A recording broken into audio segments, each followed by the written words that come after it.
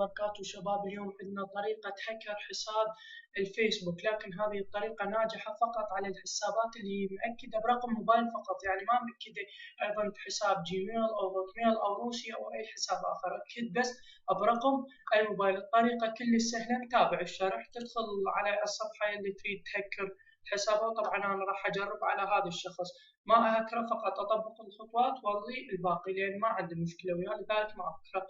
طبعا تاخذ الرابط مال يوميات، واحيانا هنا يكون رقم، طبعا انت تاخذ الرقم لحد السلاش، لكن هنا معرف، لذلك راح اخذ فقط المعرف. اذا كان رقم اكد، اذا كان رقم تاخذ الرقم لحد السلاش.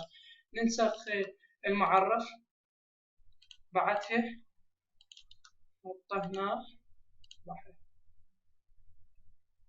طبعا هذا شوفوا مأكد فقط برقم موبايل، لا حساب ولا أي شيء آخر. تضغط على بعدها لم يعد لدي وصول إلى هذه الحسابات. طبعا راح يطلع لك البريد الإلكتروني، تأكيد البريد الإلكتروني، تحط بريد إلكتروني غير مقترن بصفحة فيسبوك، يعني تسوي لك بريد إلكتروني جديد سواء كان جيميل هوت ميل أو أي بريد آخر. طبعا أنا راح أجرب بحساب روسي.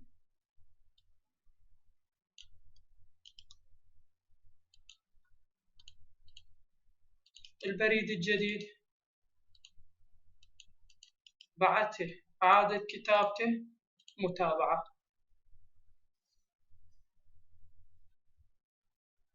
بعدها راح ينفتح لك هاي الصفحة اللي هي هنا يقول لك ادخل الاسم الكامل. تروح تدخل على حساب الضحية أو صفحة الضحية وتنسخ الاسم الكامل إله، هذا الاسم تنسخه، تحطه هنا. هنا بعدها يقول لك رابط يومياتك، يعني رابط يوميات الصفحة اللي تريد تهكرها، اللي هي هذا الرابط.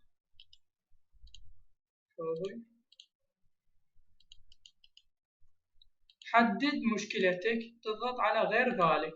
بعدها يقول لك هنا رقم الهاتف المحمول، أي رقم موبايل الخاص بك، رقمك، لذلك راح أحط هذا الرقم. بوصف مشكلتك، الوصف طبعا راح أخليه أسفل الفيديو اللي هو هذا الوصف.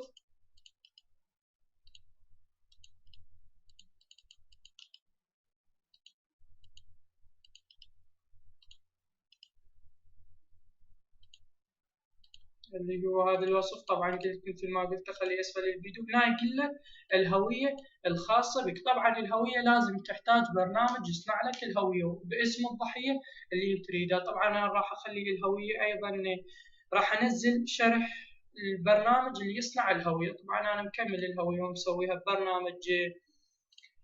ببرنامج مزور، طبعا برنامج كلش راقي يصنع الهويات، وأنا راح أنزل مثل ما قلت أنزل شرح خاص بهذا البرنامج. بعدها ننتظر بين ما يكمل تحميل الهوية، تضغط على إرسال.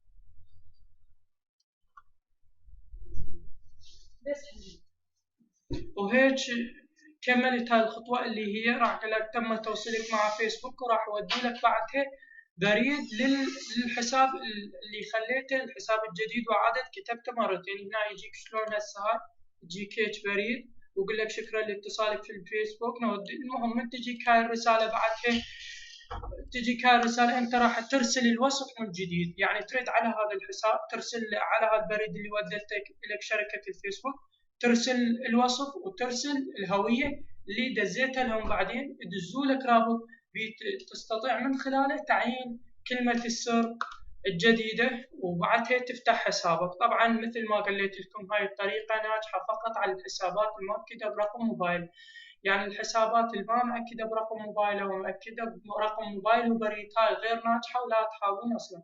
ولا تنسوا الاشتراك بالقناة زائد اللايك.